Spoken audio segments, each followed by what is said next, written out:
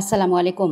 পঞ্চম শ্রেণীর গণিত অনুশীলনী ১৩ পৃষ্ঠা নম্বর ১৫০-এর এখানে ১ নম্বরে বলা হয়েছে, কোনো একটি বিদ্যালয়ের চতুর্থ এবং পঞ্চম শ্রেণীর শিক্ষার্থীদের বাসায় পড়ালেখার সময়ের উপর একটি জরিপের উপাত্ত ডান পাশের সারণী দুইটিতে দেওয়া আছে। এখানে উপাত্ত দুটি দেওয়া আছে দুইটি সারণীতে, যেমন চতুর্থ শ্রেণীর একটি সারণী দেওয়া আছে এবং পঞ্চম শ্রেণীর একটি সারণী দেওয়া আছে। এখন চতুর্থ শ্রেণীতে যে সারণীর যে সংখ্যাগুলো দেওয়া আছে, এটা 30, 90, 40, 10 এভাবে সংখ্যা দেওয়া আছে কিছু। আমরা সংখ্যাগুলো দেখব কতগুলো আছে।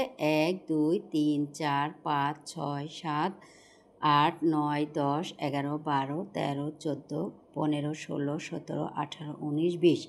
তার মানে 20 জন শিক্ষার্থী। এখানে চতুর্থ শ্রেণীর শিক্ষার্থী হচ্ছে 20 জন। এখন এখানে যে সারণী দেওয়া আছে, এই সারণীর উপর ভিত্তি করে নিচে কয়েকটি প্রশ্ন দেওয়া আছে। আমি এখানে 1 এবং 2 নম্বর প্রশ্নের সমাধান করব আজকে।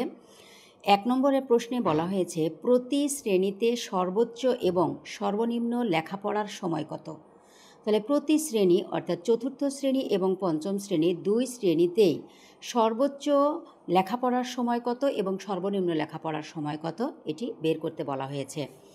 তাহলে প্রথমে আমরা এখানে আগে চতুর্থ শ্রেণীর সারণীটা এখানে করে নিয়েছি এবং পঞ্চম শ্রেণীর করা হয়েছে। তাহলে প্রথমে আমরা আগে দেখব যে প্রতি শ্রেণীতে সর্বোচ্চ এবং সর্বনিম্ন লেখাপড়ার সময়। তাহলে প্রথমে আমরা আগে চতুর্থ শ্রেণীর লেখাপড়ার সর্বোচ্চ নম্বরটা আমরা আগে বের করব। এখানে যে সংখ্যাগুলো আমরা দেখতে পাচ্ছি, এই সংখ্যাগুলোর মধ্যে সর্বোচ্চ সংখ্যা কত? তাহলে সর্বোচ্চ সংখ্যা এখানে আমরা আগে একটি করে দেখে নিই। এখানে আছে 90, এখানে 80, এখানে 80, 80, 60। তার মানে আমরা এখানে দেখতে পাচ্ছি সর্বোচ্চ সংখ্যা দেওয়া আছে হচ্ছে 90। তাহলে আমরা লিখতে পারি যে চতুর্থ শ্রেণীর সর্বোচ্চ পড়ালেখার সময় হচ্ছে 90 মিনিট। তাহলে এবার আমরা সর্বনিম্ন সংখ্যাটি দেখব। তাহলে সর্বনিম্ন কিন্তু আমরা এখানে দেখতে পাচ্ছি এখানে 10। তারপরে আমরা এখানে দেখি 10, 10, 10, এখানেও 10। তার মানে সর্বনিম্ন সংখ্যা হচ্ছে 10 দেওয়া। তাহলে আমরা এখানে লিখব এবং সর্বনিম্ন লেখাপড়ার সময় হচ্ছে 10 মিনিট। এবার যেহেতু প্রতি শ্রেণীতে বলা হয়েছে, তাহলে চতুর্থ শ্রেণী বের করেছি এবং পঞ্চম শ্রেণীতে এবার দেখব যে পঞ্চম শ্রেণীতে সর্বোচ্চ পড়ালেখার সময় হচ্ছে, এখানে সর্বোচ্চ সংখ্যা দেখব যেমন 90, তার উপরে আছে 110। তারপরে এখানে দেখব আমরা দেখে তাহলে বুঝতে পারছি যে এখানে সর্বোচ্চ সংখ্যা দেওয়া আছে 110।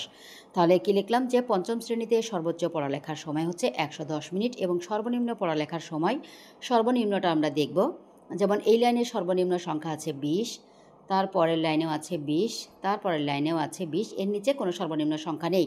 তাহলে আমরা বুঝতে পারছি যে সর্বনিম্ন পড়ালেখার সময় হচ্ছে 20 মিনিট। এটাই কিন্তু আমরা একবারে উত্তর দিয়ে লিখে দিয়েছি। এবার আমাদের দ্বিতীয় প্রশ্নে বলা হয়েছে, চতুর্থ এবং পঞ্চম শ্রেণীর শিক্ষার্থীদের বাসায় পড়ালেখার সময়ের গড় নির্ণয় করো।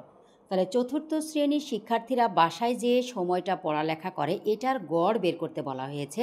তাহলে গড় বলতে আমরা কি বুঝি, যেই সংখ্যাগুলো দেওয়া আছে এই সব সংখ্যাগুলোর আমরা আগে যোগফল নির্ণয় করব। তারপরে আমরা জানি যে গড় সমান রাশিগুলোর যোগফল ভাগ রাশিগুলোর সংখ্যা দ্বারা আমরা ভাগ করে দিব। তাহলে প্রথমে আগে আমরা করব যে সমাধানে চতুর্থ শ্রেণীর শিক্ষার্থীদের বাসায় পড়ালেখার সময়ের যোগফল। ঠিক এখানে যেই কথাটি লেখা থাকবে ওইটাই আমরা এখানে প্রথমে আগে গড়ের জায়গায় যোগফল দিয়ে আগে আমরা যোগ করে নিব। এখানে চতুর্থ শ্রেণীতে যতগুলো 30 থেকে সর্বনিম্ন এখানে যেই সব শেষ সংখ্যা দেওয়া আছে 60। তাহলে এ পর্যন্ত আমরা যদি যোগ করে দেখাই তাহলে যোগ করে বের হয়েছে 1020 মিনিট। আমাদের মোট যোগ করে বের হয়েছে 1020 মিনিট। তাহলে আগে আমরা শিক্ষার্থীর সংখ্যা এখানে কতগুলো দেখলাম, যে এখানে চতুর্থ শ্রেণীর শিক্ষার্থী মোট যোগ করলে আমরা 1, 2, 3, 4, 5, 6, 7, 8, 9, 10, 11, 12, 13, 14, 15, 16, 17, 18, 19, 20। তার মানে মোট শিক্ষার্থীর সংখ্যা আমাদের এখানে 20 জন। তাহলে আমরা লিখব চতুর্থ শ্রেণীর মোট শিক্ষার্থী 20 জন।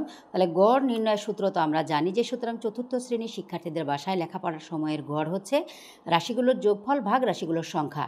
তাহলে আমরা যোগ করে বের করেছি 1020 ভাগ, এখানে শিক্ষার্থীর সংখ্যা হচ্ছে 20 জন। 20 দ্বারা যদি আমরা 1020কে ভাগ করি তাহলে কিন্তু 51 হয়। যেমন 20 দিয়ে প্রথমে আমরা 102 পর্যন্ত নামতা পড়লে 5 20 100 হয়, থাকে 20। 20 দিয়ে 20কে ভাগ করলে 20 1 20, তার মানে 51 মিনিট। ঠিক বরাবরের মতোই আমরা চতুর্থ শ্রেণীতে যেভাবে বের করেছি আমরা পঞ্চম শ্রেণীতে একইভাবে বের করব, যে পঞ্চম শ্রেণীর শিক্ষার্থীদের বাসায় পড়ালেখার সময়ের যোগফল। ঠিক এখানে যে সারণীটি দেওয়া আছে, এখানে পঞ্চম শ্রেণীর যে সারণীগুলো দেওয়া আছে এই সারণীটি আমরা পুরোগুলো আগে যোগ করে নিব।